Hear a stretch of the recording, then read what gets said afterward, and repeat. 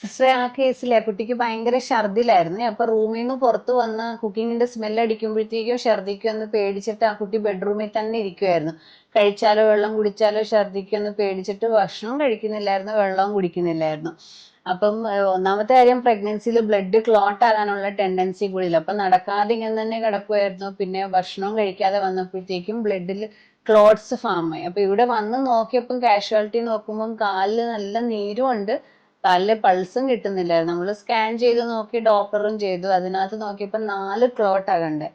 അപ്പം നമ്മൾ ഉടനെ ത്രോംബോലൈസ് ചെയ്ത് 4 ദിവസം ICUയിൽ കിടന്നാണ് ആ കുട്ടി ശരിയായത് കേട്ടോ. സിസ്റ്ററുടെ പെങ്ങൾക്കും ഇങ്ങനെ തന്നെയല്ലേ പറഞ്ഞേ? ഛർദിക്കൊന്നും പേടിച്ചിട്ടൊന്നും കഴിക്കുന്നില്ല, മുറിയിൽ നിന്ന് ഇറങ്ങുന്നില്ല എന്നല്ലേ പറഞ്ഞേ? ആളോടും പറ ഇങ്ങനത്തെ കേസുകൾ വരുന്നുണ്ട്.